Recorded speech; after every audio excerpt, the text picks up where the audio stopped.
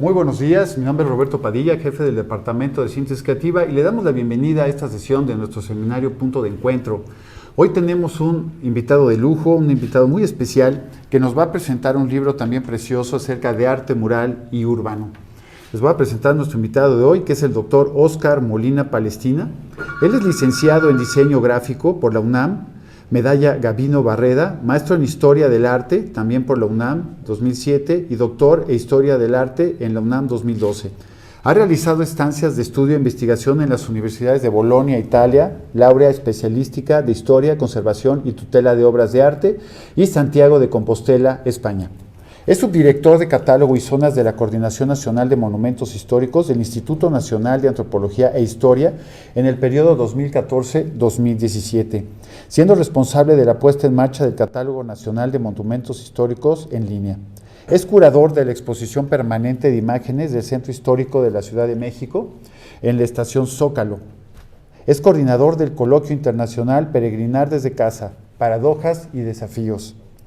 Co-curador de la exposición Vladi, Revolución y Disidencia, coautor del sitio interactivo de Sounds of la Ciudad de México y desarrolla también fotografía y video. Puede seguir su trabajo en Instagram, compartiremos en un momento sus redes sociales y también donde pueden consultar sus publicaciones. Pues estamos muy contentos, doctor Óscar Molina Palestina, de tenerlo aquí, le agradecemos mucho su atención y lo dejamos para que comience su exposición. Muchas gracias. Ok, gracias a la UAM Xochimilco por esta invitación para presentar este libro que, bueno, haremos una reseña muy veloz del contenido y también para invitarlos a que lo puedan consultar. Es un libro que se encuentra en línea, entonces eso lo comentaremos al final de la sesión del día de hoy. Bueno, este libro, ¿cómo es que surge? Surge precisamente de la colaboración entre docentes de México y docentes de Brasil. Es un libro que tiene esta voluntad de analizar el arte mural que se desarrolla tanto en México como en Brasil, obviamente pensando en México como el país que va a tener esta preponderancia en cuanto al surgimiento del muralismo en el siglo XX. Recordemos que finalmente el arte en los muros es una actividad que viene realizándose prácticamente desde el origen de las civilizaciones. Podríamos decir que una de las primeras huellas que crean los seres humanos para dejar constancia de su estar en la tierra es precisamente pintar en los muros, pintar de diferentes formas, y a partir de ello, bueno, viene toda una larga historia de técnicas, de manifestaciones, de estilos que se van a desarrollar en los muros hasta llegar a los siglos XX y XXI, que son los que se trabajan en este libro. Tiene como subtítulo Trayectorias históricas y migraciones transculturales, precisamente con esa intención de hablar tanto de la trayectoria histórica del muralismo y también cómo es que ese muralismo se ha ido transformando, sobre todo en el siglo XXI, en los últimos años del siglo XX y en lo que vamos de ya un cuarto del siglo XXI, en el cual el arte mural, que estaba más ligado a la academia, va a ser tomado por jóvenes que algunos de ellos provienen de licenciaturas o de estudios artísticos, otros no, otros se han ido desarrollando en la calle, y bueno, no importa el tipo de desarrollo que hayan tenido, lo importante es que forman parte de esta nueva apariencia que se le da a la urbe dentro de las ciudades, no solo en Latinoamérica, sino que prácticamente es un fenómeno internacional. Y bueno, para hablar de este libro, les voy a presentar unas cuantas imágenes que no se encuentran dentro del libro, pero que nos permiten un poco platicar cómo es que surge y cómo es que se ha ido desarrollando y presentando en los últimos años. Bueno, este libro, como les comentaba, va a surgir con esta intención de dos grupos de académicos, brasileños y mexicanos, que quieren hablar sobre el arte mural y el arte urbano. Y vamos a empezar platicando de ello en 2019, finales de 2019, y en 2020, bueno, nos toca la pandemia. Entonces es un libro que va a desarrollarse a partir de un proceso que vivimos todos nosotros, en el cual las bibliotecas estuvieron cerradas, pero las ciudades estaban abiertas, finalmente eran accesibles a todos nosotros, y a partir de ello, bueno, también se fueron haciendo estos registros. Esta imagen que les estoy presentando, que como les comento no está en el libro, pero que ustedes pueden encontrar fácilmente. Es de uno de los autores brasileños más importantes de arte urbano, que su nickname es Cobra. Cobra trabaja mucho con el tema de las infancias, trabaja mucho con colores primarios, que los va a utilizar para, en imágenes realistas, agregar estos detalles de colorimetría. Y lo que estamos viendo aquí es una obra mural que se encuentra en Sao Paulo. Esta fotografía la tomé en 2024, el año pasado, pero el mural es de 2021 y precisamente nos hablaba de ese momento que estábamos viviendo en estos últimos años, que son precisamente los de la pandemia. Y él aquí lo que quería reflejar era, por un lado, sí, la presencia de la pandemia, pero también la niñez, como les digo, es un tema que él toca mucho, pero también el asunto de las religiones y la unión de las religiones, cómo es que se presentaban como una forma de enfrentar al virus, por un lado, desde el punto de vista médico, desde el punto de vista de la ciencia, bueno, pues el cubrebocas como uno de los elementos que se plantearon como auxiliares en esta pandemia, pero por otro lado, obviamente la ciencia no lo es todo en la vida de las sociedades. Bueno, también necesitamos estas ideas de trascendencia y bueno, él la idea de trascendencia la plantea a partir de la religión, de las religiones, cada una de las religiones que va dando esta sensación de esperanza, esta sensación también de conforto, porque imaginémonos todos aquellos que tuvimos la experiencia de perder a alguien en la pandemia. Bueno, pues la ciencia no da una respuesta o no da esa necesidad de sentirnos mejor. Bueno, pues es precisamente la religión.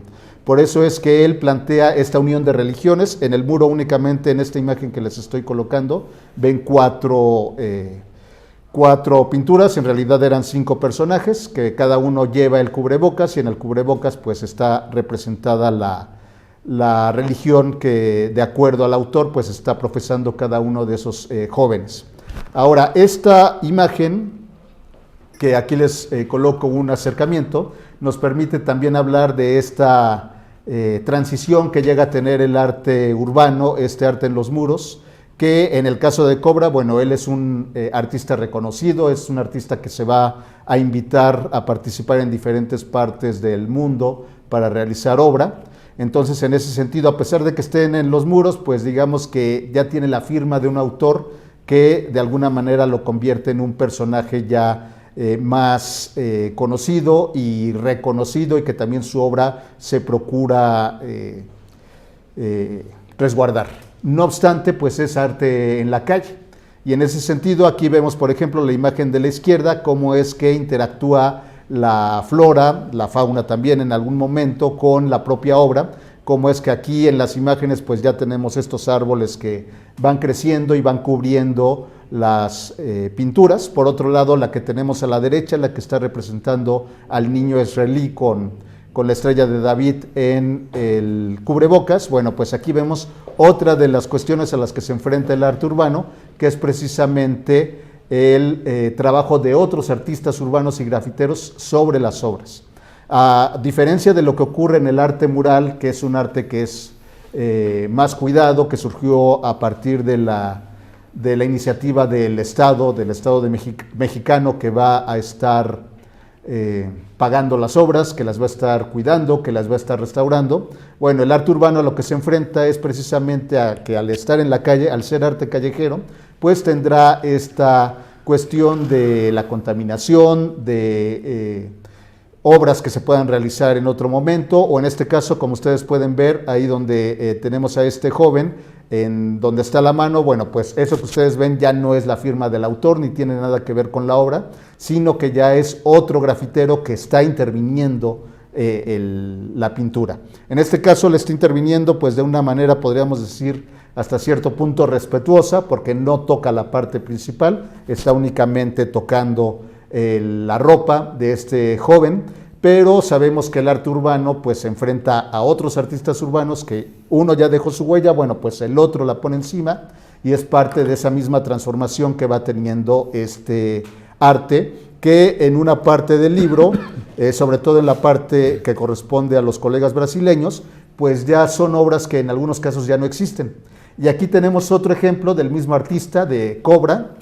Esta mural se consideró como la pintura urbana más grande del mundo en su momento. Siempre se busca esta idea de hacer el mural o la obra de arte urbano más grande dentro de los festivales que se realizan en diferentes partes del mundo. Y en este caso, como era para Río de Janeiro, para las Olimpiadas, bueno, pues se invita a Cobra a realizar este gran mural. Aquí ustedes están viendo el inicio, en el cual él va a representar los 5 continentes con personajes de diferentes etnias, precisamente con esta idea de representar la unión de los Juegos Olímpicos. Como les decía, tiene un estilo ya muy característico, seguramente muchos de ustedes lo conocen, con estos colores primarios sobre imágenes hiperrealistas. Entonces, bueno, va jugando con ello. Y aquí lo interesante es ver la obra en 2016. Ahí ustedes pueden ver también un poco las vallas con las que interactuaba en este trabajo de rescate urbano que se tuvo en Río de Janeiro, también con esta interacción del control de los ciudadanos que asistieron a las Olimpiadas. Y del lado derecho ustedes tienen la misma imagen en agosto de 2024. Estamos hablando de 8 años, un mural que fue financiado por el Estado, un mural que sí tenía estas intenciones de transformarse en un elemento de reconocimiento cultural dentro de la ciudad de Río, pero ustedes pueden ver que aquí es el sol, es la interacción con el propio medio ambiente, lo que ha ido ocasionando que este mural poco a poco vaya desapareciendo.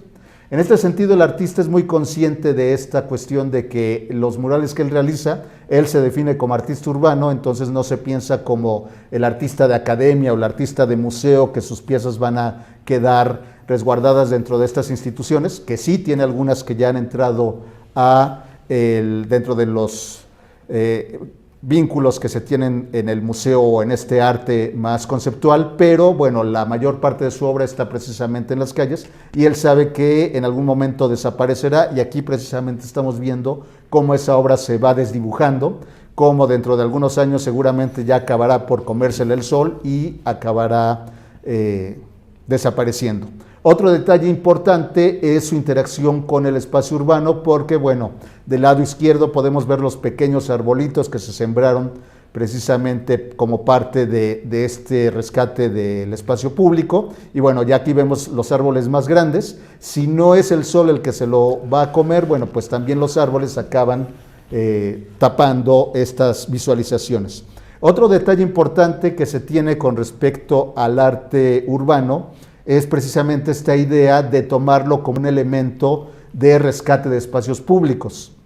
Un elemento que ha sido muy criticado, que en Ciudad de México por lo menos sí se utiliza mucho, pero a pesar de ello, a pesar de que se utilice, pues nosotros sabemos que dentro de las críticas está esta idea de que están maquillando la pobreza, de que se pintan los lugares, pero bueno, hace falta infraestructura en esos lugares, hace falta mejora de drenaje, de bacheo, etcétera, etcétera. Bueno, finalmente son pros y contras dentro de este uso del arte urbano con esta idea de rescate de espacios públicos, pero precisamente en Río fue lo que se hizo, porque la zona en donde están estos murales, que aquí les pongo otra sección ya de 2024 mucho más degradado, pues es precisamente una zona que correspondía a fábricas y a la zona portuaria de Río. Entonces, bueno, en este sentido, vemos cómo sí forma parte de este rescate del arte urbano y del espacio público,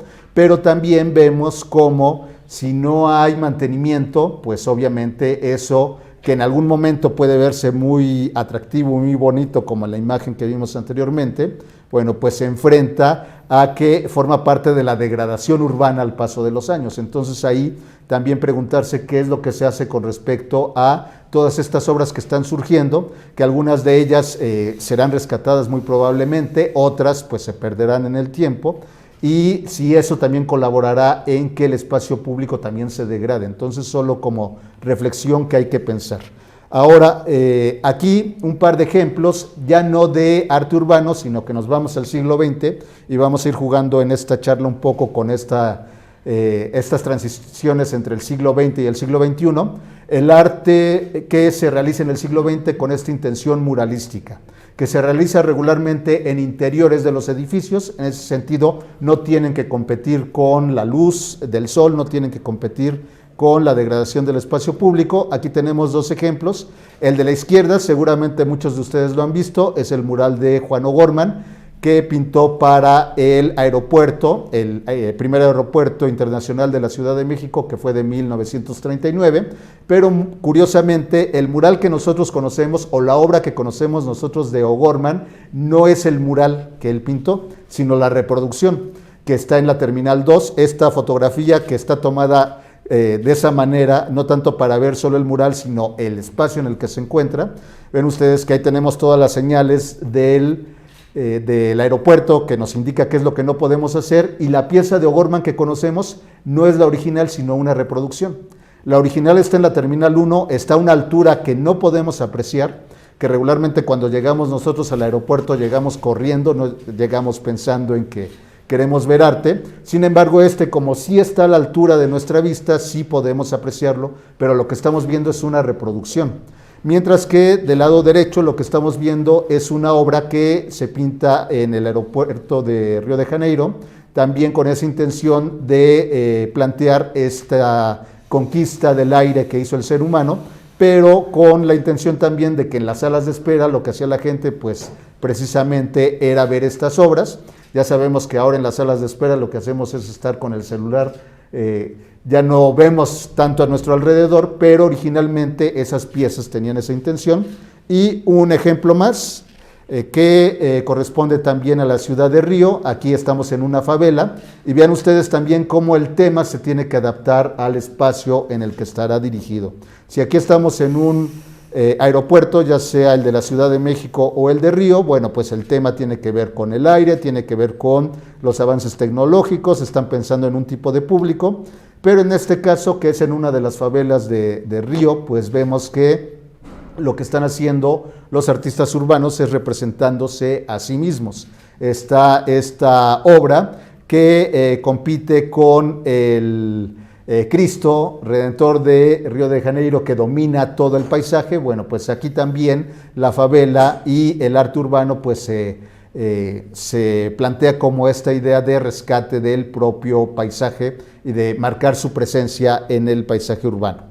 Bueno, estas imágenes, como les platicaba, no están dentro del libro. Ya a partir de esta imagen que vamos a ir viendo, y aquí también importante, este libro se diseña en Brasil.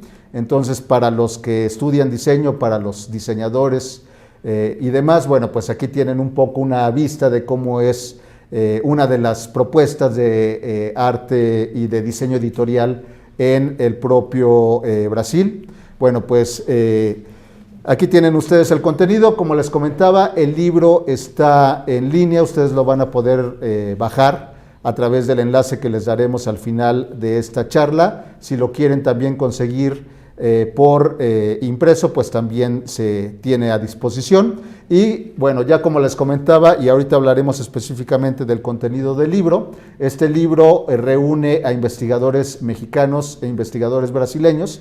La primera parte, que corresponde a los investigadores mexicanos, de lo que hablamos es precisamente del arte mural y algunos ejemplos de la obra mural tanto en México como en Latinoamérica. Tenemos ejemplos en Estados Unidos, en Brasil y en Chile, ahorita se los iré presentando, mientras que los colegas de Brasil lo que van a hacer es hablar más sobre arte urbano, no porque los brasileños no tengan arte mural, que lo tienen.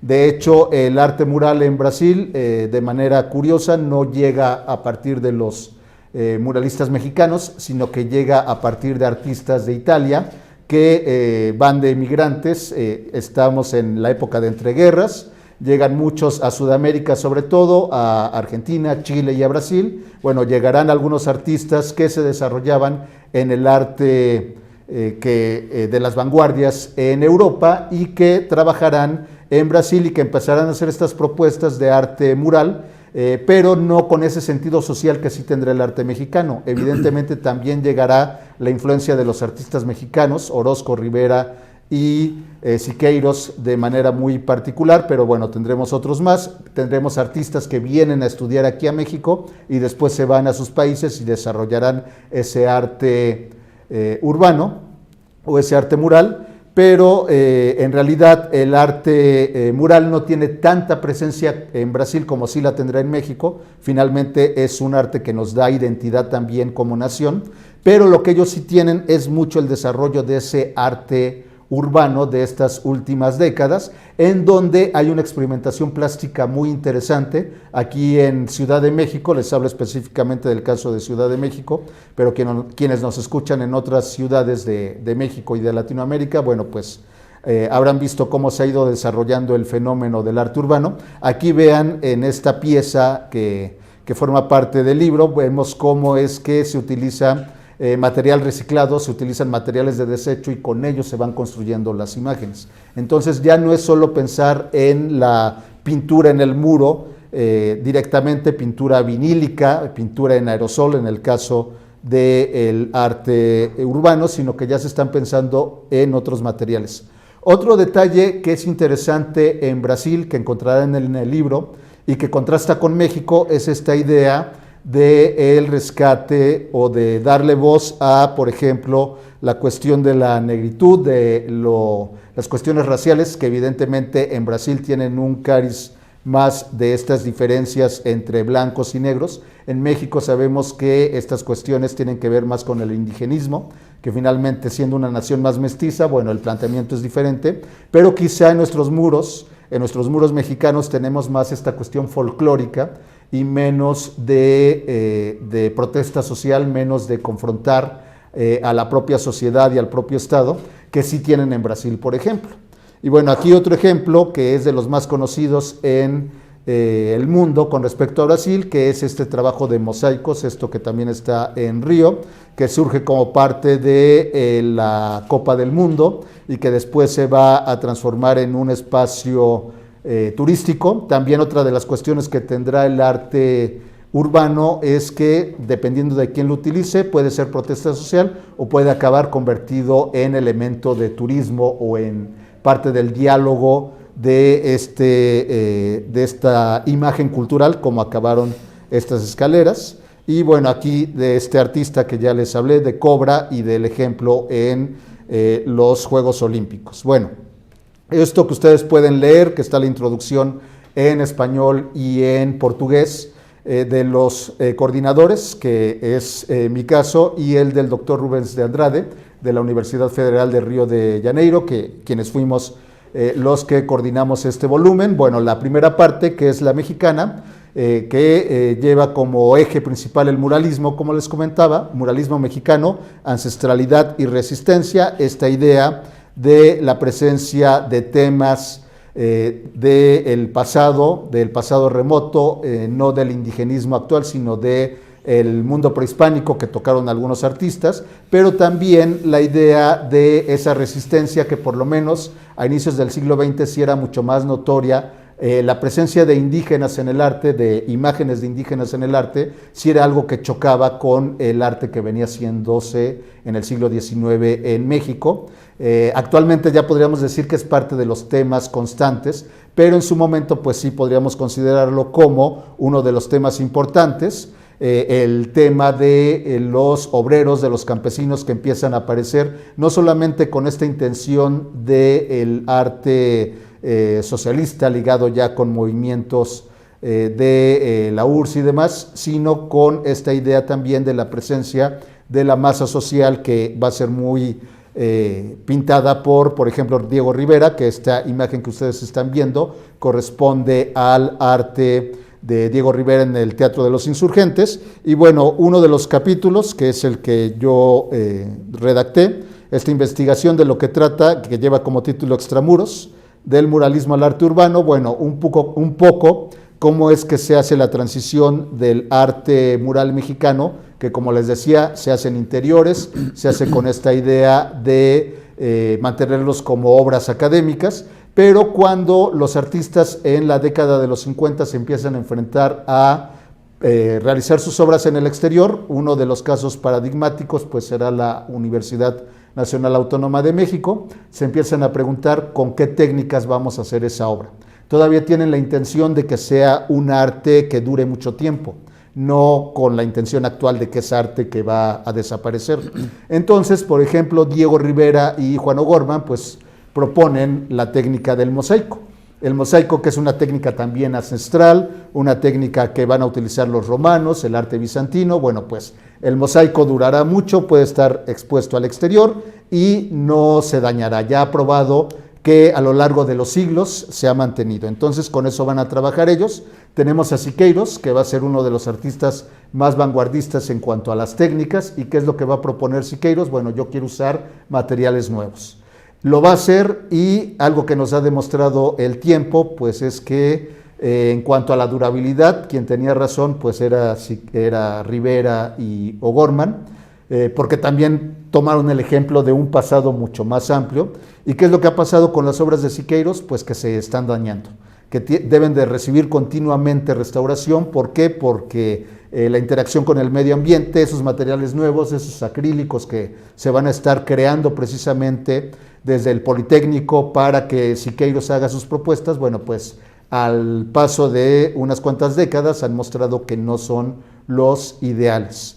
Pero bueno, finalmente también Siqueiros se da cuenta de que el arte urbano tiene que caminar por otro lugar, porque si seguimos con esta idea de mosaicos y demás, pues no se realizará como se pretendía. Y bueno, en este sentido, el artículo del cual les estoy hablando y que ustedes podrán leer en el libro, de lo que trata es precisamente de cómo ha trascendido, cómo ha transicionado, más que trascender, cómo ha transicionado ese arte que se pretendía con una duración mucho más amplia a un arte que se sabe más efímero. Aquí les pongo esta imagen que quienes son de Ciudad de México quizá conocen. Está cerca del centro histórico, que fue pintada por Seher Wan, uno de los artistas grafiteros y artistas urbanos más importantes en la escena mexicana. Pero las imágenes que tienen a la derecha pues son de otro artista, Lebrun, que es un artista de la década de los 60-70. Él pinta estos geometrismos que ya no existen. ¿Qué es lo que pasa?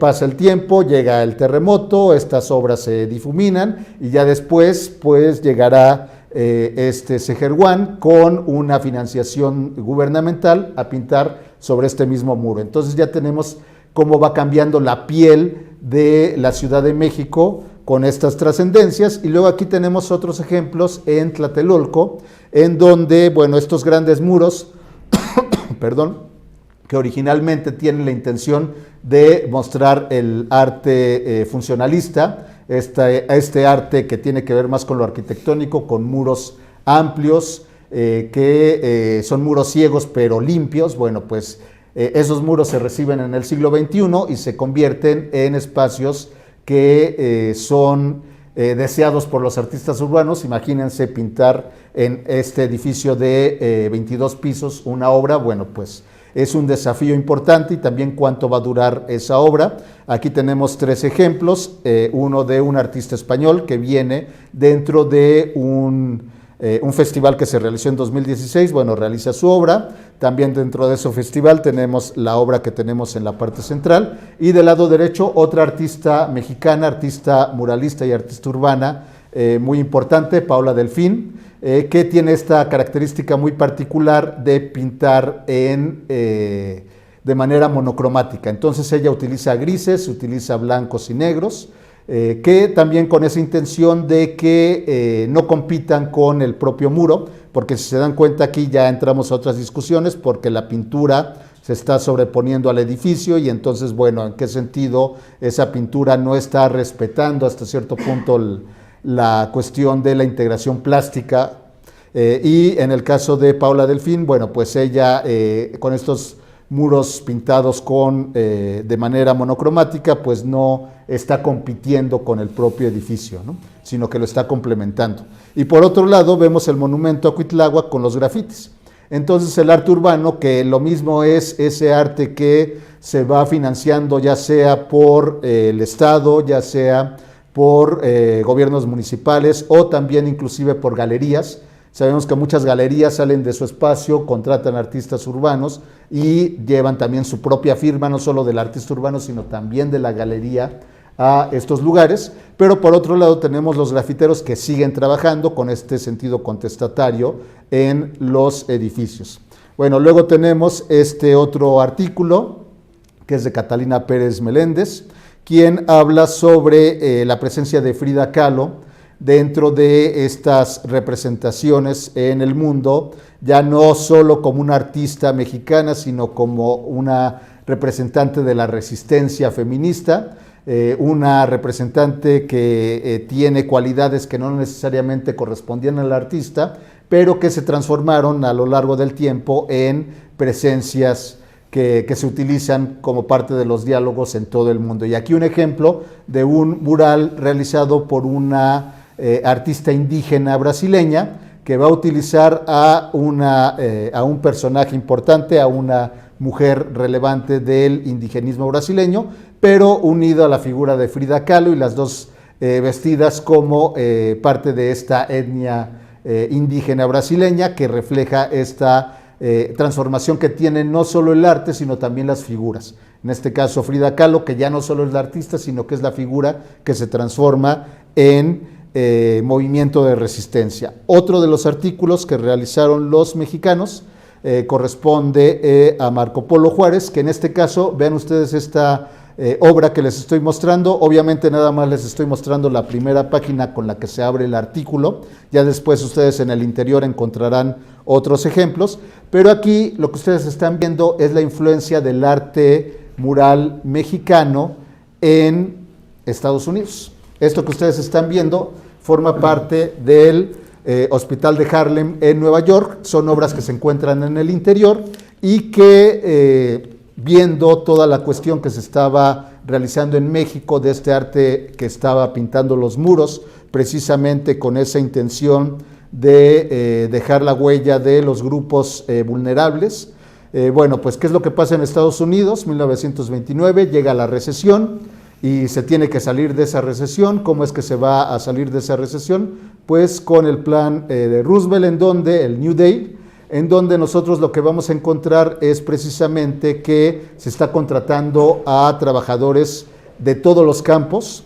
Obviamente los artistas también necesitaban ser contratados, y siguiendo el ejemplo mexicano, ¿qué es lo que va a ocurrir? Que los artistas, el gobierno de Estados Unidos les pide a los artistas de Estados Unidos que pinten los edificios de telégrafos, los hospitales, todo lo que se estaba haciendo aquí en México o que se hará en décadas posteriores. Entonces México se convierte en punta de lanza, y aquí lo que ustedes están viendo es la manera en la que artistas de Estados Unidos están retomando esta idea, y es donde empiezan a aparecer los primeros cuadros en donde los negros, los esclavos, todos los grupos que ahora llamaríamos racializados, tratan de dejar su impronta en el arte, un arte que está siendo financiado por el gobierno en una época en la que todavía hay esta segregación racial entre blancos y negros en Estados Unidos, y que sin embargo el arte ya está tratando de reivindicar en los muros. Aquí este artículo del Hospital de Harlem es interesante, y nada más les digo, les estoy dando probadas para que entren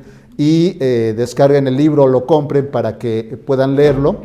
Bueno, aquí lo interesante es que este hospital, por ejemplo, tiene las pinturas en su interior, pero en la última década se hizo una renovación de este lugar, se colocaron paneles y se colocaron pantallas en el exterior del hospital, se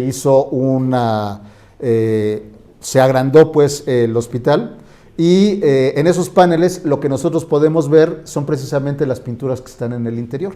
Entonces por las noches el hospital está ornamentado con esas pinturas que tienen en el interior. Esa es otra forma en la que el arte urbano y el arte mural están dialogando, obviamente con mayores recursos, estamos hablando de Estados Unidos, pero que sacan esa presencia que estaba resguardada en el interior, que no se mostraba a estas comunidades racializadas en los exteriores, pero que ahora sí se hace. El último de los artículos mexicanos habla sobre Chile. En este caso, la obra de Jorge González Camarena en Chile, en Concepción, y cómo es que también el arte mural mexicano se convierte en una política de Estado, y en una política de Estado que va a ser muy discutida, porque obviamente sabemos que en las primeras décadas después de la Revolución, pues el arte de Estado va a tener esa línea social comunista, que obviamente por otros países no era muy bien vista. Entonces, ¿qué es lo que va a ocurrir? México y Chile siempre han tenido relaciones culturales muy importantes desde que son países independientes, y también, bueno, tienen muchos reflejos, una cultura de espejo en muchos sentidos, como por ejemplo los terremotos mexicanos y terremotos chilenos, que son mayores, pero que en Chile nosotros lo que vamos a encontrar es que, por ejemplo, cuando hubieron estos terremotos, bueno, pues el gobierno de México donó escuelas a Chile, y no solo escuelas, sino que esas escuelas iban con pintura mural incluida. Van artistas mexicanos a pintar en Chile, y en este caso en la Universidad de Concepción tenemos este mural que va a representar la Unión de las Américas, pero que en su momento algunos grupos chilenos veían como la intromisión de México a las políticas culturales de Chile, y de eso trata este artículo de Karim Solache Damián, que precisamente lo que nos está platicando es cómo el arte mural y el arte urbano también, aunque nosotros lo veamos inocente, pues no tiene nada de inocente, sino que también tiene un planteamiento sociocultural que forma parte del mismo. Bueno, esa es la parte de los artículos mexicanos. Los artículos brasileños están en la parte 2, que lleva como título Habitar la ciudad a través de las artes visuales. Importante, los mexicanos escribimos en español, los brasileños escribieron en portugués, el libro está en los dos idiomas, no es que estén traducidos, entonces también ahí practicamos un poco la cuestión del intercambio cultural entre las dos naciones. Ahí pueden ir aprendiendo o practicando el portugués. Y vemos que el diálogo es diferente. Vean, por ejemplo, la imagen con la que abre el capítulo. Bueno, a diferencia del capítulo 1, la parte 1, que abría con una imagen de Rivera, con ese cuidado del estilo y demás, bueno, pues aquí vemos que se están sobreponiendo diferentes estilos, los tags en la parte de abajo, esta rata que ya es más caricaturizada, pero por otro lado la mujer que se encuentra del lado derecho, que tiene esta cuestión más figurativa, ¿no? Entonces, la libertad que tiene el arte urbano de esta combinación de estilos, que también nos habla de ese arte contemporáneo.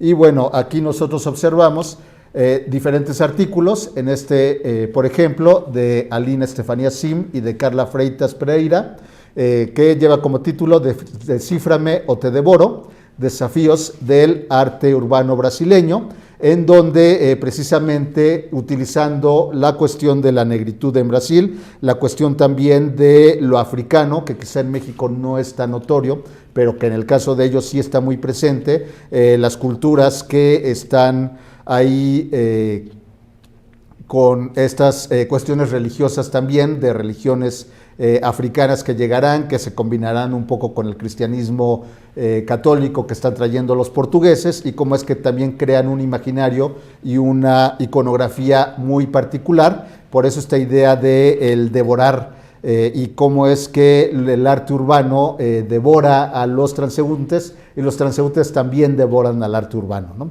Ese es uno de los artículos. El otro es Arte Mural, transfiguración de la restauración en el espacio urbano y arquitectónico. En este caso es de Marcia Regina Escorte Gana, el cual en este artículo lo interesante es que está haciendo un planteamiento desde el punto de vista conceptual de cómo es que se debe de rescatar ese arte urbano, que, como les decía, en nuestro caso, bueno, tenemos esta conciencia de que se irá borrando, pero en Brasil, por un lado, sí hay esa idea, pero también como se está convirtiendo en una cuestión de identidad, bueno, pues cómo es que se puede rescatar parte de ese arte urbano.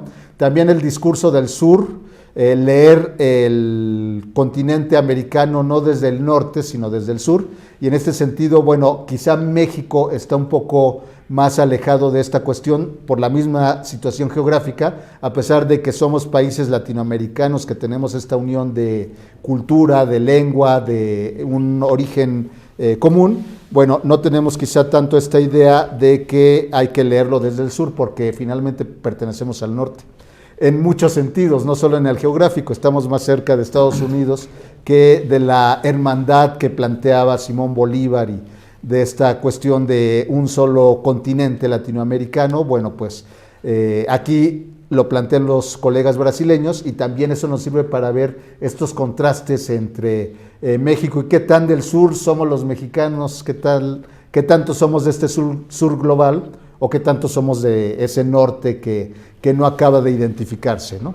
Y bueno, aquí con esta cuestión del uso del arte urbano como parte de las campañas también de salud, por ejemplo, de no a las drogas, o vean, por ejemplo, este otro caso, que es otro de los artículos de Ibaldo González de Lima, Habitar poéticamente el paisaje urbano, el arte público del graffiti en perspectiva. Esta es otra cuestión interesante que sí tienen los colegas y los artistas brasileños, que quizá en México no se ha discutido lo suficiente, porque en México se llegan a ver las paredes vacías, las paredes que dejaron el arte y la arquitectura funcionalista, estos muros ciegos, se llegan a ver únicamente como lienzos. Y entonces llega el artista y pinta lo que le aprueban o lo que él quiere. Pero en Brasil sí se discute cómo es que ese lienzo está dialogando con el resto de la arquitectura, con el resto del paisaje. Ellos que tienen una arquitectura de paisaje con esta cuestión de la flora muy marcada, bueno, ¿de qué manera va a dialogar eso con la pintura que se está realizando?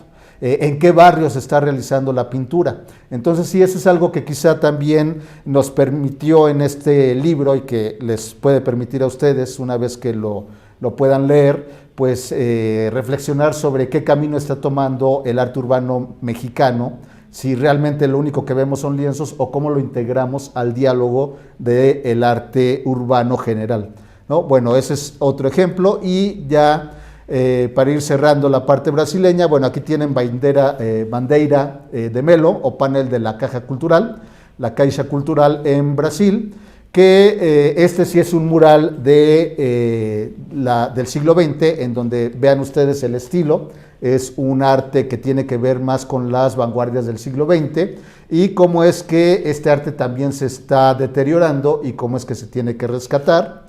Luego tenemos el caso del arte mural en los flujos urbanos de André Bazanella, que les platicaba. Vean este tipo de imágenes.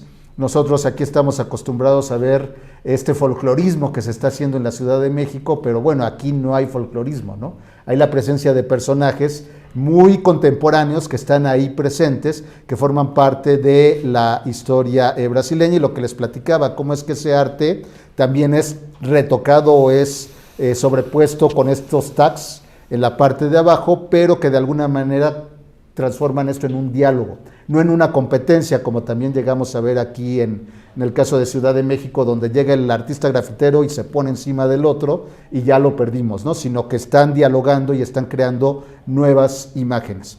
Y finalmente, ¿con qué termina este libro? Bueno, pues con el artículo de Rubens de Andrade y de Aldemar Norek, precisamente hablando de cómo es que se rescatan estas obras de arte urbano y una crítica a la ética patrimonial, porque finalmente hay piezas que sí se rescatan, pero otras que se deterioran y se perderán, ¿no?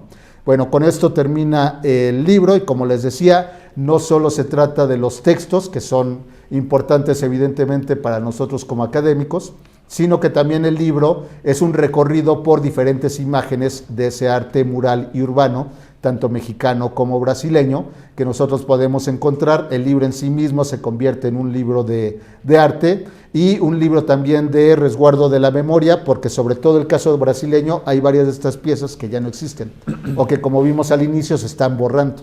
Entonces, al final lo único que quedará es el vestigio en el libro, que estará ahí presente. Y bueno, ahí tienen otros ejemplos de lo que encuentran en el libro, parte de la galería que recogió este libro. Y bueno, finalmente también este libro se inscribió dentro de los 100 años del muralismo mexicano, que es el logotipo en azul que ustedes pueden ver ahí, Paisagens Híbridas, que es la editorial de Río de Janeiro, que es también este grupo de investigadores que están guiando estas discusiones del arte mural, del arte urbano y de muchas otras. Y por el otro lado, en la parte de México, como les decía, pues estábamos celebrando los 100 años del muralismo, esos 100 años que se discute mucho cuándo empezó. Finalmente, el mural de Diego Rivera en el antiguo colegio de San Ildefonso se considera como el iniciador, aunque no haya sido el primero. Bueno, desde un punto de vista cultural, pues se le ha dado esa preponderancia que se hizo en 1922. Bueno, por eso este libro que se editó en 2022 se inscribió dentro de esta cuestión de la interacción de estos dos momentos, el arte mural, el arte urbano y los 100 años de muralismo mexicano, que han trascendido de esta manera y han transitado por el tiempo de esta forma. Y aquí les dejo el código QR en el cual ustedes pueden descargar el libro de manera gratuita, pero que, como les comentaba, también está de manera física para quienes les gusta más la parte de tener el libro en la mano. Y también importante, aunque estamos apostando por la tecnología, bueno, no sabemos qué tanto vaya a durar y qué tanto de este arte pase como con el arte urbano, que se va a ir desdibujando al paso de las décadas. Este QR los lleva a una página del Centro de Enseñanza para Extranjeros, que es mi centro de adscripción de la UNAM, desde donde en la parte de abajo ustedes encontrarán la descarga del libro. Entonces, por mi parte sería todo. Si tienen preguntas, comentarios, pues creo que tenemos todavía algunos minutos para poder dialogar sobre él. Pues yo quisiera abrir la ronda de preguntas o comentarios con esta cuestión. El libro presenta artículos que vienen desde el muralismo, ¿no? Todavía hay una cuestión como de herencia del arte urbano acerca del mural, pero ya a estas alturas del partido, digamos que ya hay una separación evidente entre lo que fue el movimiento muralista mexicano, de lo que pretendían lograr, con lo que los artistas urbanos tienen ahorita. Con las redes sociales, prácticamente lo que era el cartel como tal desapareció. Lo absorbió muchísimo lo que son redes sociales, pero el arte urbano se ha convertido en los nuevos carteles, enormes carteles, y sobre todo una manifestación social y cultural muy fuerte. También me interesa mucho comentar lo que es la difusión del arte urbano por medio del registro, ¿no? Por medio del registro, en este caso de un libro. Como comenta usted, ya no están los murales, simplemente ya no existen, y lo único que queda es las fotografías que se tomaron y la reflexión que se hace. Sobre todo porque el arte urbano tiene mucho que ver con el contexto histórico y social donde está, ¿no? Por ejemplo, como comentaba usted, que en México, ¿no?, que hay mucha crítica en relación a que si se quiere disfrazar la pobreza con el arte urbano, cuando el arte urbano está fomentando una recreación social del espacio. Las comunidades realmente toman los murales como de ellos, ¿no? Y hay muchos ejemplos de colectivos que la autora Mayra Bedoya, que investiga esos temas aquí en la UAM Xochimilco, lo ha documentado con el colectivo Tomate, por ejemplo, ¿no? Entonces, quisiera su comentario acerca de la importancia del arte urbano a nivel social en este momento. ¿Qué considera usted que se debería de hacer para que el arte urbano tuviera más difusión? ¿Y qué opina de este tipo de intentos, no solo con libros, sino con videos y animaciones, para documentar el arte urbano y dejarlo como ya una herencia cultural contemporánea para las siguientes generaciones? Ok, bueno, primero lo que quisiera comentar es con respecto a esta cuestión o esta idea del muralismo, que podría parecer separado del arte urbano que comenta. De hecho, parte de la intención de hacer este libro era precisamente ver que no están separados, y que finalmente el arte urbano es la consecuencia directa de ese muralismo del siglo XX, y sobre todo cuando nosotros empezamos a estudiar cómo es que surge el muralismo, cómo es que se le ve a los artistas murales, cómo es que se les critica o cómo es que se habla de ellos. Algo interesante que podemos observar es que, por un lado, el arte muralista al inicio es rechazado. A pesar de que ahora nosotros lo tenemos como nuestro gran arte patrimonial, que lo tenemos como ejemplo y lo usamos como estandarte de la cultura mexicana hacia otras partes de no solo Latinoamérica, sino del mundo, lo interesante es ver que ese arte inicialmente era rechazado, a los artistas se les criticaba mucho, no gustaba el estilo que estaban utilizando, llegó a ser borrado también. llegaba a ser intervenido ese arte por los jóvenes, por ejemplo, en San Ildefonso. Nosotros visitamos San Ildefonso y vemos los murales muy bonitos, los vemos muy cuidados, ya iluminados y demás, pero hay que imaginar que algunos de esos murales no son los originales porque fueron borrados, porque fueron intervenidos por los propios jóvenes, y esa también es otra cuestión interesante, que llegaban y que decían esto no me representa y entonces lo cancelamos. O llegaban y lo grafiteaban también. Entonces, si ustedes ponen atención, sobre todo en los murales del segundo y del tercer piso, van a ver que se dejaron algunas huellas de ese grafiteo que se hizo, porque precisamente no era un arte que tuviera esa trascendencia en el momento histórico en el que estaba surgiendo que después va a tener. Entonces, en ese sentido, pensamos que el arte urbano también tiene ese fenómeno. Por algún lado, hay algunas obras que hasta nos duele cuando vemos que ya las quitaron, ¿no? Que se convierten en parte del paisaje y que ya era nuestro punto de referencia, y que pues llegamos y ya las cambiaron por otras o pintaron definitivamente todo el muro, ¿no? Entonces, en ese sentido, la historia del arte mural nos sirve también para entender cómo podemos enfrentarnos a este arte urbano. Otra cosa interesante entre estas cuestiones de reflejos, el arte mural y el arte urbano, es la cuestión de quién lo financia. Ahorita comentaba muy bien esta cuestión de los colectivos, que efectivamente hay arte urbano que se ha apropiado, las comunidades se apropian de él, y esto lo pudimos ver en México desde antes que hubiera este boom de arte urbano en el mundo. Lo pudimos ver, por ejemplo, con el movimiento zapatista. El movimiento zapatista, sin tener la pretensión de que hubiera este arte académico, bueno, pues ya las comunidades pintaban en sus paredes, que son paredes de madera, algunas de ellas que todavía existen, bueno, pues ahí representaban símbolos de ese zapatismo, ¿no? Ya después vendrá a finales del siglo XX, inicios del XXI, pues esta idea de sí usar los muros ya con esta intención. Pero, por ejemplo, algo que no se discute del arte urbano y que sí hay que hacerlo, aquí en uno de los artículos se menciona muy poco, pero ya estamos trabajando sobre el tema, es esta cuestión de la liga que tiene con la publicidad. Como bien mencionaba, esta cuestión de los carteles, como que los carteles se han ido absorbiendo por las redes sociales, por las cuestiones que nosotros colocamos en Instagram, en Facebook y demás, ¿no? Pero finalmente esos grandes muros tienen dueño también.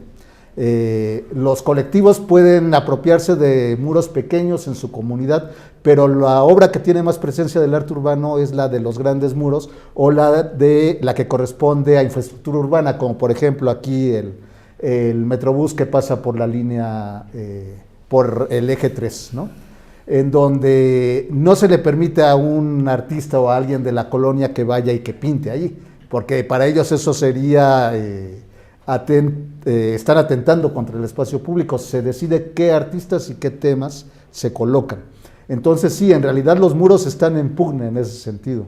Por un lado están retomados, así como el arte mural lo estuvo, y tomaban ciertos temas y se contrataba a determinados artistas. Lo cierto es que por lo menos en México el arte urbano, que tiene gran presencia, está tomado por los gobiernos, porque son los que tienen también el manejo del espacio público. Entonces creo que ahí falta un poco todavía ese diálogo que puede ser interesante entre que efectivamente se le permita a los colectivos en algún momento darles un muro, y que ahí también entre el asunto de los financiamientos. No es tan sencillo colgarse de esos muros, pintar toda la infraestructura que tiene que montarse, porque no es lo mismo que a Diego Rivera o a Siqueiros se les pusieran sus andamios y que tuvieran un recurso determinado para ellos, a estos jóvenes y no tan jóvenes, porque también muchos de estos artistas urbanos, muchos son diseñadores gráficos. Esa es una cuestión interesante, que salieron de los canales comerciales en los que ellos se desarrollaban, o lo siguen haciendo, porque otro fenómeno que se ha planteado no solo en México, sino en el mundo, es que los contratan las marcas para realizar su obra.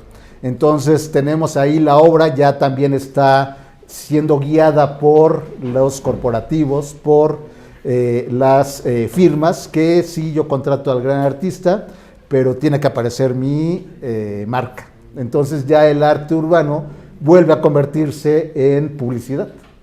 Entonces están, como les digo, estos diálogos que son muy interesantes y que hay que seguir estudiando y que nos permite el ver, y por eso es importante la historia. Bueno, finalmente yo soy historiador del arte y también diseñador, entonces tengo esas dos cuestiones o esas dos miradas, porque finalmente a veces estamos tan inmersos en la inmediatez, que es parte del diseño. El diseño tiene que ser moderno, tiene que ser contemporáneo, tiene que ser inmediato, pero nos olvidamos mirar hacia atrás y ver qué podemos aprender de las experiencias del pasado que nos permitan también decir, hey, esto ya ocurrió antes y hay que ver cómo enfrentarlo de una forma diferente y no estar repitiendo las mismas cuestiones que se hicieron en el pasado, como por ejemplo esta idea de la cooptación que tiene la publicidad, que no está mal, porque les digo, subirse a estos muros de 20, 30 pisos no es cualquier cosa, pero pues también ver que no sea una imposición o nada más te estoy contratando como ilustrador, ¿no?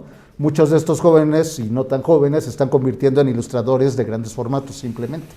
Entonces, ¿en dónde está ese diálogo arte-diseño que puede darse y que tenemos que aprovechar, ¿no?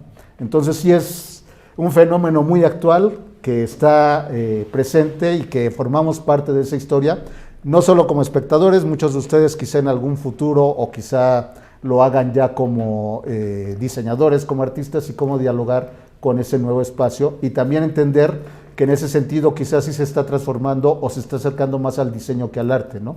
El diseño que es efímero, el diseño que va a cambiar, pero también hasta qué punto nosotros podemos rescatar ciertas obras y decir, a lo mejor esta ya no la toquen y ya se ha convertido en una huella tan importante en la ciudad que vale la pena que la mantengamos, ¿no? Bueno, esa sería parte de... Gracias.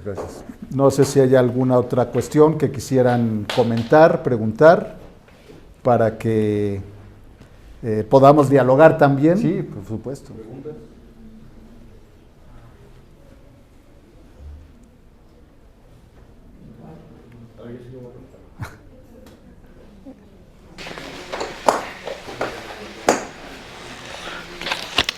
Bueno, mi pregunta ahora sí que felicitarlo por lo del libro, y creo que es un gran trabajo porque pues obviamente muestra pues algunos trabajos que a lo mejor ya no están, y creo que es pues lo importante de este trabajo.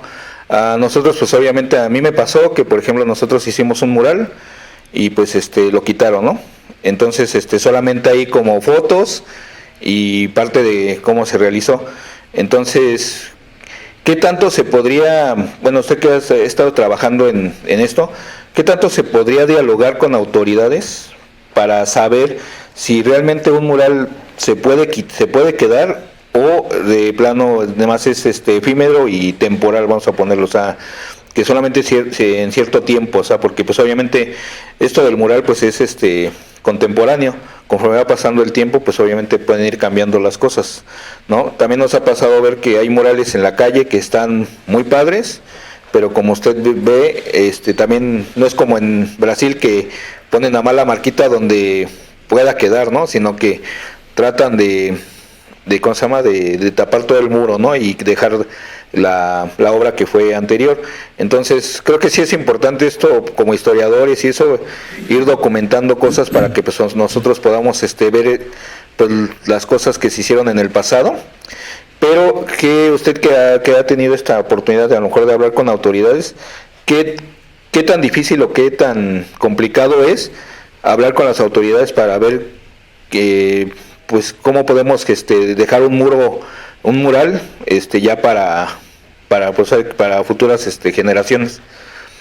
Ok, bueno, una de las cuestiones muy importantes es esta que estamos comentando del registro, ¿no? Porque a veces quedan unas cuantas fotos y son malas fotos. Ya cuando uno quiere ver o quiere armar lo que fue el mural, pues resulta que o no tienen la calidad que se requiere o ya no se puede lograr con la calidad que tuvo en su origen. Entonces es importante tomar tanto el proceso creativo.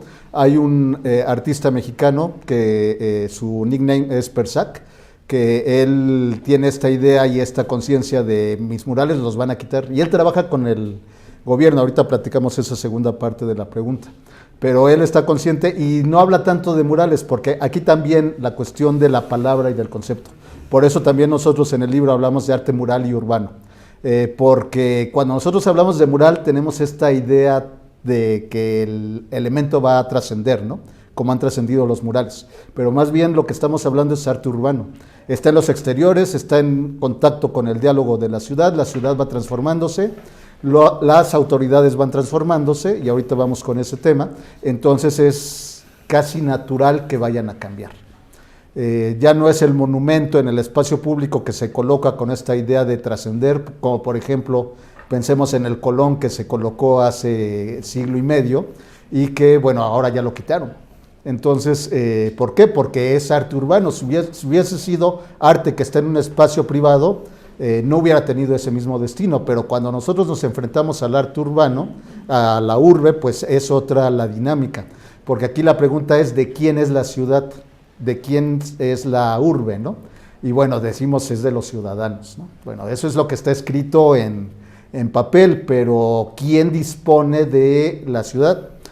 ¿Quién dispone, por ejemplo, de las vías primarias? ¿Quién dispone de las vías secundarias? Hablando de arte urbano y en dónde puedo pintar y en dónde no. Bueno, las vías primarias corresponden al gobierno federal, las vías secundarias corresponden a los gobiernos estatales, y luego tenemos vías terciarias que pueden ser locales, en este caso alcaldías. Y entonces cada cual tiene una responsabilidad en el cuidado y también en decidir qué es lo que se puede poner y qué es lo que no se puede poner. Si cambia la autoridad, ¿qué es lo que va a pasar? Si se convierten estos murales en sello de una política de un gobierno en particular, bueno, llega una política de otro color, ¿qué es lo que va a pasar? ¿Qué va a decir? O no de otro color, del mismo color. Llega el mismo color y dice, no, pues es que ya queremos algo nuevo y queremos dejar lo que nosotros hicimos. Y a veces este es un error muy común cuando alguien está en el gobierno. Creen que son eternos, no son eternos, son como es como el arte urbano también, se va. ¿Qué es lo que tendría que pasar? Y algo que falta aquí en México, que hubieran políticas públicas, pero que trasciendan la parte gubernamental. Por ejemplo, existe un Consejo de Monumentos que en teoría trasciende a lo gubernamental. No sé si ustedes han oído hablar de él, es como un mito, que existe un Consejo de Monumentos que decide cuando algo se va a colocar, qué se puede colocar o qué intervención se puede hacer en algún edificio que sea histórico, por ejemplo. Bueno, ese consejo que reúne académicos, que reúne investigadores de diferentes universidades y que se reúnen con los gobiernos y demás, bueno, deciden en conjunto qué es lo que se tiene que hacer. Pero lo cierto es que con respecto al arte urbano no existe, este urbano referido a las pinturas, no existe este grupo que a lo mejor valdría la pena que desde la academia surgiera, porque efectivamente hay, como mencionábamos, hay ocasiones, o como mencionaba usted, hay ocasiones que hay piezas que vale la pena mantener y no se mantienen, ¿no? Y por otro lado, la conciencia de los propios artistas urbanos, porque lo que les decía en Brasil, que está una obra y luego ellos colocan a los lados o luego la van complementando y entonces se convierte en un palincesto que hay diferentes firmas y que es algo rico también de observar dentro de este diálogo artístico. Pero aquí no, aquí llegan y se ponen encima y a veces no se ve ninguno de los dos porque está uno compitiendo con el otro. Entonces sí, ahí también es conciencia de los propios artistas. Pero también no hay que olvidar que está ligado a esta cuestión de la contracultura, de la confrontación. Entonces sí, no imaginarnos que a pesar de que existieran estos consejos o de que exista esta idea de que hay que sensibilizar, bueno, siempre se va a enfrentar a esta contrapropuesta, a esta contrahistoria, ¿no?, que presentan estos grupos. ¿Alguna otra?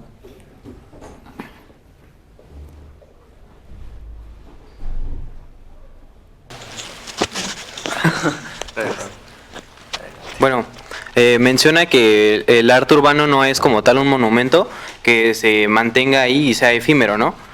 Pero yo más bien tengo una pregunta sobre esos casos que son excepcionales. O sea, ¿cuál cree que usted que es la característica que haga que una pieza no sea efímera, o sea, que trascienda a pesar de que no es un monumento como tal? Uy, déjame pensar en algún ejemplo, porque... A ver, vamos a ver. A ver, si tienen algún ejemplo, ayúdenme. Porque sí, regularmente, por ejemplo, en cuanto a arte urbano pensado como monumento, regularmente son obras, ya recordé, son obras que son definidas por el gobierno, por los gobiernos en turno, ¿no? Entonces deciden, se construye una avenida, se hace una glorieta, y se decide en esta glorieta vamos a colocar determinado personaje o determinada pieza, ¿no? Que a veces se puede mover o no. Tenemos la historia aquí, por ejemplo, de la Diana Cazadora en Reforma, que en algún momento se le vistió, en algún momento se le movió porque se le consideró no apta o no correcta para el espacio público, ¿no? Y que al final, bueno, volvió a ser colocada en su sitio de origen. Pero son decisiones que tienen que ver más con cuestiones, como decíamos, políticas. Pero ahorita estoy pensando en un ejemplo en España, pero quizá ahorita pensemos en alguno en México. En España, por ejemplo, en la Plaza del Sol hay un anuncio luminoso de una bebida de Don Pepe, que quizá han oído hablar de ella, que era publicidad. Era eso tal cual, era publicidad que, como muchas otras, que entre los años 30, 50, todos querían ser como Nueva York, entonces todos querían tener sus anuncios luminosos, y así fueron muchas ciudades. El mismo México también tuvo muchos de sus anuncios luminosos, pero después por la contaminación visual y una serie de cuestiones se deciden retirar. ¿Y qué es lo que pasó? Que esa de Don Pepe se quedó.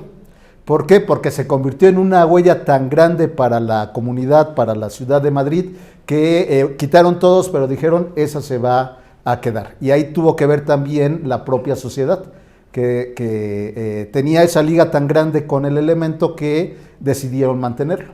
Aquí, por ejemplo, durante muchos años, dos anuncios de Canadá, uno que estuvo en Insurgentes y otro que estuvo en el edificio Ermita, se convirtieron en sello del lugar. Entonces la gente no decía ni edificio Ermita, ni decía tal punto de Insurgentes, sino que nos vemos ahí en el Canadá, ¿no? Desaparece la marca, desaparece la compañía, sin embargo el anuncio estuvo ahí durante mucho tiempo. Ese podría haber sido un buen ejemplo en México que se hubiera mantenido, porque duró décadas. En realidad, ya después de que se quitó y que la marca tuvo no desaparición, pero sí dejó de tener esa importancia, bueno, pues aún así se seguía manteniendo en el edificio Ermita. Sin embargo, bueno, al final se retiró, pero serían dos ejemplos que no tienen que ver con la determinación de gobiernos o con esta idea mucho más de élite, de construir espacios y mantener monumentos, sino que tenía que ver con las comunidades. Pero bueno, perdimos nosotros esa oportunidad de mantener ese elemento en México, pero tenemos ese ejemplo en Madrid, ¿no? A ver, no sé si un ejemplo de esto sería, por ejemplo, lo de las carreteras, que son esos anuncios de los toros y de las llantas, que aunque, por ejemplo, ya no estén las marcas o ya no esté, pues, la empresa, se siguen manteniendo esos, pues, esos anuncios, más que nada, como usted dice, como identificación del lugar, ¿no? O sea, decir, ¿sabes qué? Estoy delante del toro, atrás del toro, o cerca de la llanta, ¿no? Que es como muy, por ejemplo, yo que voy más para Hidalgo, pues casi siempre es, pues, adelantito del toro, ¿no? O sea, ya falta poquito, ¿no? No sé si eso también podría ser como parte de esa... Sí, de eso pero de ese urbano. fenómeno es diferente, en el sentido de que muchas veces se quedan ahí porque no hay nadie que los quite. En el caso del espacio urbano siempre están en continua competencia, sobre todo porque son colocados en hitos, en lo que llamaríamos hitos del espacio urbano, que obviamente quien los quiere es la publicidad, ¿no? Quieren esos puntos porque evidentemente son lugares de tránsito importantes y son puntos que se ven continuamente. Pero, por ejemplo, ¿por qué no le damos uno de esos puntos a un colectivo? Y ese colectivo, que a lo mejor sí va a ser efímero, pero por lo menos unos años va a estar ahí y va a estar construyendo memorias sobre un acontecimiento, un poco lo que hicieron con los pros y los contras, lo que hicieron estos colectivos feministas ahí en el espacio de Colón, o lo que hicieron los grupos de desaparecidos ahí en donde estaba La Palma, ahora Huehuete, pero que es de los desaparecidos también, que es precisamente hacer memoria en espacios que sí tienen relevancia para no solo la parte nacional, sino internacional. El haberse montado en Reforma ya no solo es dejar una huella para los propios ciudadanos o los propios nacionales, sino que también ponerlo en el discurso internacional, ¿no? En este sentido, los antimonumentos son parte de esos reflejos, que quién sabe cuánto vayan a durar también, pero que refleja esa cuestión de competencia que hay dentro de la ciudad, que en las carreteras, como decía, es un poco diferente. A veces duran porque pues nadie ha tenido la delicadeza de quitarlos, ¿no? Y muchas veces también eso es lo que se convierte en una pieza de arte. Pasan 100 años y se quedó ahí, entonces ya se convierte en algo valioso. ¿Por qué? Porque es el único que se conserva, ¿no? También no creamos que el arte se construye solo desde la élite. La memoria también se va construyendo por otros fenómenos que van trascendiendo más allá de ese tipo de cuestiones, ¿no? Ok, una pregunta más. Bueno, dos más y no sé cuánto tiempo usted nos... No, ahorita vamos bien. Bueno, yo quisiera hacer una última pregunta, si me permite, porque con este tema, por ejemplo, hay dos casos que fueron como que socialmente fuertes aquí en México. Uno fue los murales del SCOP, de la Secretaría de Comunicaciones, que están tratando de salvarlos. Y otro, hay un mural que a mí me gustaba mucho, que ahorita estaba en los laboratorios Novartis por el Metro General Anaya, que ahorita ya se hicieron privados, ya tenemos una pizzería junto, un gimnasio atrás, y quién sabe qué les va a pasar, de José Chávez Morado, que creo que son patrimonio de México ya por el INAH, y ahí está, ¿no? O sea, cualquiera puede entrar a grafitearlos, incluso están muy descuidados los murales de adentro, pero el gimnasio está funcionando y la pizzería también, y las salitas también, ¿no? Entonces, hasta cierto punto, son como dos discursos muy particulares, ¿no? De un gobierno que por un lado favorece y por otro lado le pega a las cosas, porque es cultura, ¿no? Y ahí están para que la gente los vea y ni siquiera saben que son murales de Chávez Morado, o sea, y pasan y no saben ni qué están viendo, ni qué está pasando, ni cómo lo están maltratando. Entonces, yo no sé si eso se integraría en lo que nos comenta usted, ¿no? Que unas cosas se respetan, otras se guardan, otras no, pero siento que no hay un criterio para hacerlo. ¿O usted qué opina? El problema es que es complicado. Pues sí. Es complicado en el sentido de que también se están construyendo, se están haciendo en un periodo en donde existe el concepto de patrimonio. Pensemos lo que pasaba hasta antes del siglo XIX.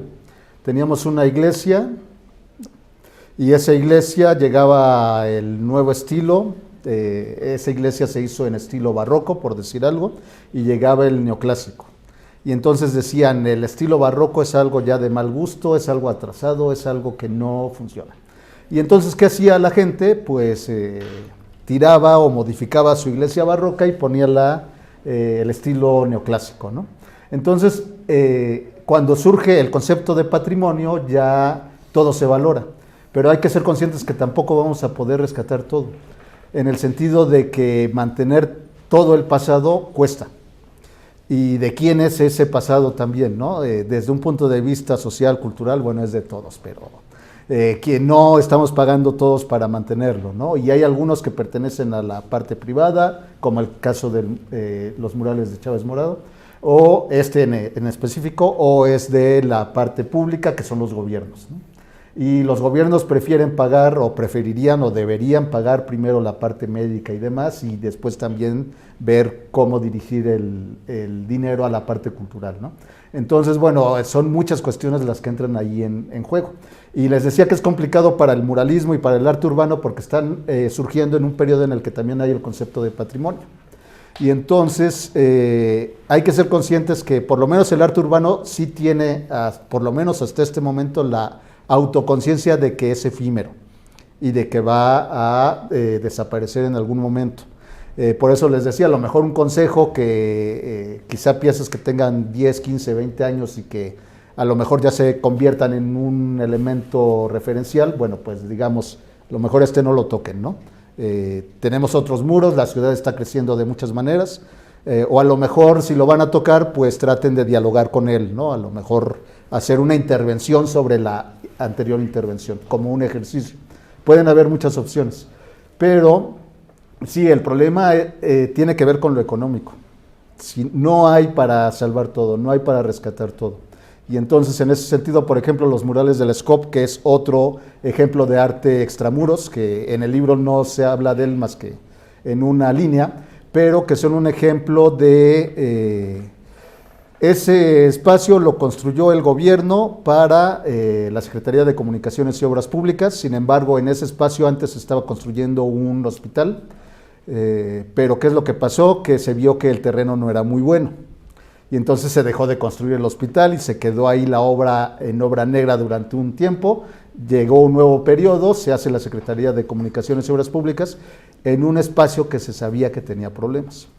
Y que empezó a tener problemas y que se reflejó en el sismo de 1985, y sin embargo, bueno, se siguió utilizando. Y ahora, ¿qué es lo que se hizo? Se desmontaron, se están restaurando y se va a ver en dónde se van a colocar. En ese sentido, se están tomando como piezas, como pinturas. Finalmente eran parte de la integración plástica que era el edificio, al cual se le diseñó una obra que tiene ciertas dimensiones y demás. La idea es que se va a construir un parque ahí. Entonces lo único que vamos a tener son los paneles. Van a quedar ahí los paneles, rememorando ese espacio, pero ya en un diálogo diferente. Se rescató la pintura, la arquitectura ya se desecha. Entonces, imagínense cuánto va a costar hacer eso, o cuánto está costando, porque empezó desde el gobierno anterior. La idea era que iban a estar en el aeropuerto. Bueno, ahí vemos que los recursos no son suficientes para inclusive una iniciativa gubernamental como esta de ese mural. Sin embargo, el de Chávez Morado ahí está. Y a pesar de que, como menciona, entra uno al gimnasio y no le hace caso, o entra uno al restaurante y una calaverita ahí bailando, ¿no? Sin embargo, ahí está. Y entonces a lo mejor llegará un momento posterior en el que se le revalore, pero como es de iniciativa privada, está más resguardado que los que son de la parte pública. Entonces sí, son pros y contras que podemos pasarnos mucho tiempo platicando y no vamos a resolver, y que se irán resolviendo con el tiempo también, ¿no? Pero bueno, es parte de, no sé si le demos paso a las últimas dos. Bueno, preguntarle, creo que usted se tenía que ir, ¿verdad? Creo que no, ya podemos escuchar un par más. ¿Sí? Sí. Bueno, cuando usted me diga, cortamos. Sí, un par más si gustan y terminamos. Y obviamente les vuelvo a poner ahí en la pantalla, no sé, la pantalla del QR para que lo puedan descargar, para que invitarlos a leerlo. Estamos preparando un par más también con Brasil, uno sobre arte urbano, ciudad y muerte, que ese lo tendremos a fin de año. Entonces ya si hay oportunidad, lo esperemos aquí también poderlo presentar. No, lo invitamos de ahorita. Okay. Y estamos preparando una investigación con Italia, Chile, y también sobre estos mismos temas de arte urbano. Como les digo, también para nosotros como académicos estamos en el momento en el que este es arte contemporáneo, pero también es arte que mira al pasado, y bueno, es parte de los intereses, comentarlo con ustedes, que son los jóvenes que a lo mejor en algún momento se van a enfrentar, están preparándose como diseñadores, y a lo mejor en algún momento les dicen, pues les toca ¿no? Pero yo aprendí en la computadora, o aprendí, bueno, cómo se enfrenta la parte técnica de hacer esos murales. Y también aquí, por ejemplo, es interesante cómo el artista urbano ha tenido que mirar a las técnicas antiguas cuando hacen estos murales y los marcan, pero hay otros que llegan con el proyector y ya nada más lo proyectan, van por la noche, y bueno, cada técnica va planteando desafíos. Bueno, entonces dos preguntas más. Sí, profesor, en alguna parte de su ponencia mencionó que en Brasil está más coordinado con el lugar, con el municipio, esta conversación que debe de haber con el mural y el sitio. ¿Esto quiere decir que está más regulado el grafitear o el pintar en Brasil que aquí en la ciudad o aquí en México? Bueno, recuerden que el graffiti es ilegal y lo sigue siendo. Entonces, en ese sentido, esa ilegalidad va a estar presente en las ciudades y siempre ha estado igual otra vez desde lo histórico. La antigua Roma la encontramos grafiteada, entonces ahí no hay mucho que podamos hacer más que un poco de conciencia en el grafitero, pero pues es parte de la misma dinámica. Y esta cuestión de graffiti desde un punto de vista del estudio académico, bueno, surge en Estados Unidos, década de los 60s, movimiento punk, contracultura, ya es otra dinámica que también se va construyendo, ¿no? Pero no me refería tanto a eso, sino, y también ahorita con esto de graffiti, por ejemplo, el uso de las palabras también es importante. Por ejemplo, en Italia ellos hablan de murales, así en plural, murales. Cuando dicen murales es porque están pensando en que están haciendo arte urbano que tiene que trascender. Cuando ellos dicen graffiti, están pensando en esa obra que se va a quitar. Pero cuando están haciendo murales, y aquí interesante, y por eso la importancia de México, están tomando el concepto de México y de lo que se hizo aquí en México en estas décadas de los 20, 30 y sucesivas, ¿no? Entonces ellos no están hablando de ese arte que saben que se va a borrar, sino que ya tienen esa intención de que se quede, aunque sea arte exterior, ¿no? Pero en el caso de Brasil hay estos diálogos que sí existen entre grupos colectivos, iniciativa privada y gobierno.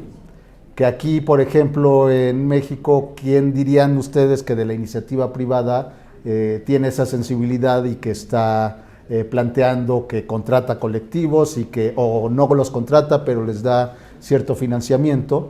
No existe o no es tan claro. En cambio en Brasil sí. Y tienen esta formación que ahora se plantea un poco hacerlo a través de las utopías en el caso de México, ¿no? De Ciudad de México particularmente. Pero que en Brasil tienen ya una historia mucho más grande. Entonces tenemos la Caixa brasileña que da recursos, pero que no se mete con el tema, sino que es el colectivo que se acercó a la Caixa y que en algún momento ha presentado exposiciones y que ellos en diálogo con el municipio, con el gobierno, deciden aquí se puede hacer esto, o aquí se puede hacer aquello, o estamos rescatando el espacio público y lo vamos a rescatar no solo a través de luminarias y de infraestructura, sino que también con las pinturas de arte urbano, ¿no? Pero con esa intención y con esa idea de que saben que eso se va a ir en algún momento. Y no tanto que se vaya con el gobierno, sino que se va porque es obra que se está haciendo con materiales que están expuestos a la luz, como este que les puse al inicio, y que se va, 2016, 2024, 8 años. De esto lo pagó el gobierno para los Juegos Olímpicos, artista importantísimo, Cobra, mural más largo del mundo en su momento, pero que así está ya a 8 años, y que a 20 años seguramente ya no habrá nada. Y aquí también saber que se está invirtiendo, pero que no se va a reinvertir, porque aquí, si nosotros queremos mantenerlo como estuvo en el pasado, ahí habría que estar repintando y repintando, y también no le estuviéramos dando la oportunidad a otros lugares y a otros espacios para ser intervenidos, ¿no? Entonces aquí hay esa conciencia de que esto, cuando se vaya, habrá un gobierno nuevo, a lo mejor Cobra siga vivo, a lo mejor ya no, no es tan viejo, salud, no es tan viejo Cobra, pero bueno, a lo mejor en 30 años que esto ya no se vea, bueno, pues lleguen los nuevos, pero ya fue otra dinámica, no fue la dinámica de llegar yo hoy, 3 años después entra el nuevo gobierno y lo borra, ¿no? Sino que hay otra conciencia de la obra desde el punto de vista material. Son también cuestiones que ahorita en la actualidad nos estamos enfrentando, ¿no? Ok. Y la última, ahora sí.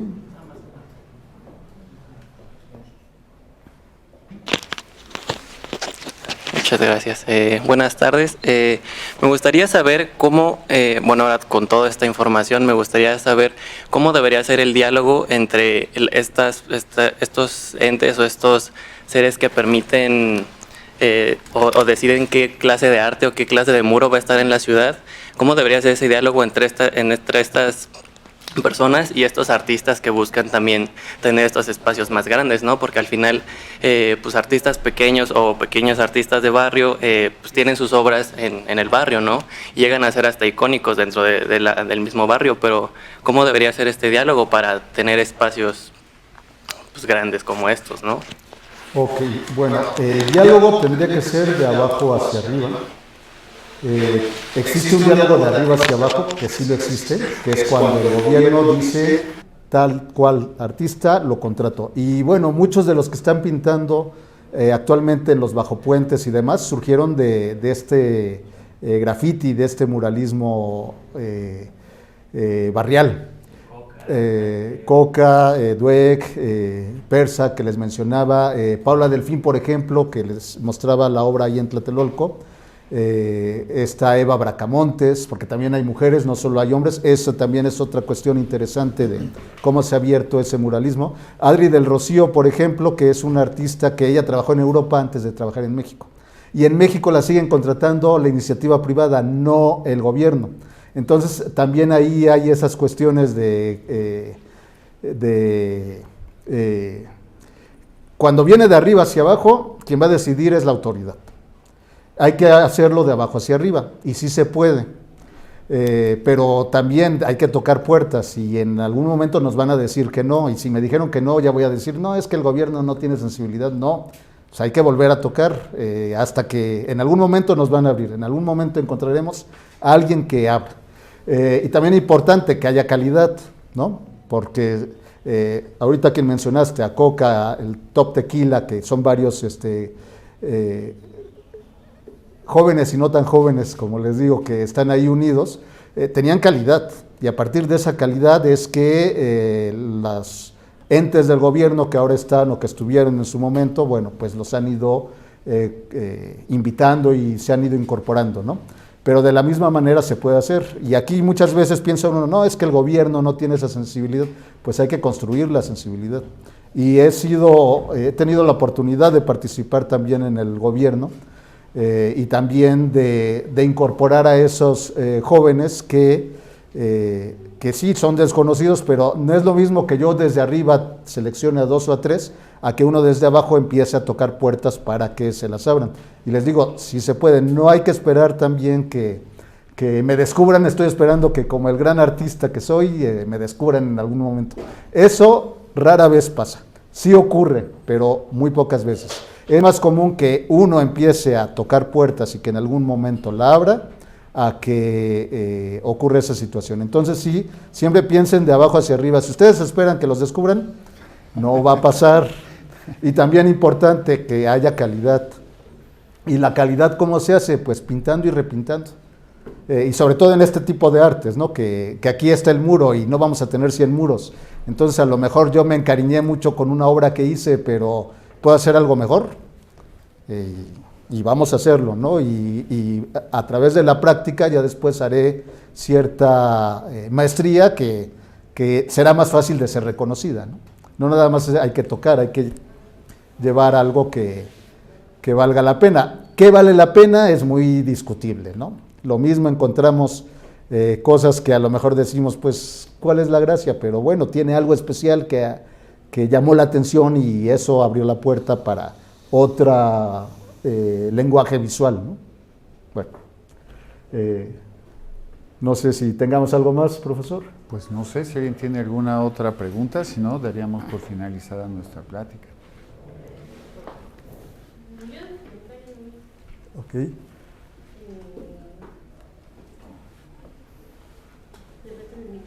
Sí.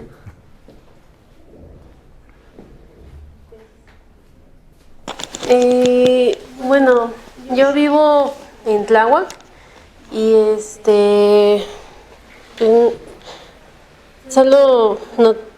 notado que también a veces el contenido de los murales va variando o dependiendo precisamente de quién quiera hacerlo o quien lo pida, porque por Canal de Chalco hay algunos que son rostros de mujeres y también animales, pero ya más hacia donde vivo se representan, yo creo que los gustos de las personas, porque en uno de los murales estaba un mural como de Coco y otro de otros personajes que, no sé, también quizás va evolucionando o dependiendo de quién lo pida. Y ya el foco se va hacia otros mensajes, como expresar lo que a uno le gusta, no sé. Y justo quería preguntar pues su opinión acerca de esto, porque si bien todavía hay murales que tienen una intención de interactuar con los que observan el mural, hay otros que son como esos expresivos, o no sé, y quería preguntar su opinión. Ok, por ejemplo, de las mujeres y de los animales fue política de gobierno, del gobierno anterior. No sé cómo vaya a seguir en pero si han visto muchas mujeres retratadas o muchos animales endémicos, fue por eso, porque fue parte de la política. Entonces contrataron a los artistas, a los grafiteros, muralistas, y les dijeron: estos son los temas. Y ya el grafitero, el artista, pues decide qué personaje femenino o qué animal, y ahí le da su propio toque, ¿no? Por ejemplo, Zucker, que también estuvo ahí involucrado en esta cuestión, bueno, pues también él tiene un estilo, pero está siendo contratado para algo. Por eso les digo, estas líneas que se trastocan entre lo privado, lo público, la promoción, porque eso también no es publicidad, pero es promoción, ¿no? El decidir, ahora el tema es mujeres y animales, es la promoción del gobierno, ¿no?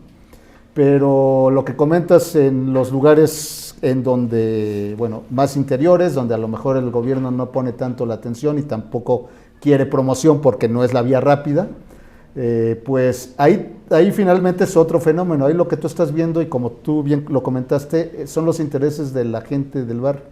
Y a lo mejor ponen a Coco, efectivamente, y Coco ya se convirtió en patrimonio nacional, construido desde el exterior, pero a la gente le gusta Coco y ya dice Día de Muertos, ¿no? Y bueno, esa es la parte del espacio público. Los muros son públicos, ¿no? Entonces, y si la persona que vive ahí quiere que le pongan Coco, pues le pondrán Coco y así será, ¿no? Y a lo mejor la gente se identifica más con Coco que con algunas otras cosas. Finalmente es parte del fenómeno social. Y bueno, ahí más que criticarlo, pues tratar de entender por qué está pasando esto, ¿no? A lo mejor no decir, no, eso está mal, más bien ver por qué está pasando, ¿no? Puede cambiar en algún momento, seguramente así será, porque son parte también de las renovaciones, pero sí verlo desde esa cuestión más de el preguntarse por qué, más que el sojuzgamiento. Para eso está la academia y para eso están los académicos y para eso están los organismos gubernamentales, ¿no? Pero si partimos de una censura propia como ciudadanos, pues ya yo creo que ya estamos perdidos, porque de la misma manera que censuremos nos van a censurar. Entonces, sí, más bien tratar de interactuar y de entender qué es lo que está pasando, ¿no? Bueno, pues daríamos entonces por concluida nuestra plática, nuestra conferencia. Ahora sí que los invitamos a que vean el libro, adquirir el libro Arte Mural y Urbana. Excelente libro, le agradecemos mucho al doctor Oscar Molina Palestina. Gracias. Y les pedimos un fuerte aplauso para nuestro invitado. Gracias. Bueno, y gracias a la UAM por la invitación y esperemos presentarles el próximo también. Lo esperamos, desde ahorita lo comprometemos. Okay. Pues muchísimas gracias, y con eso damos por finalizada nuestra sesión del seminario Punto de Encuentro. Los invitamos para nuestra próxima conferencia. Muchísimas gracias, que tengan un excelente día.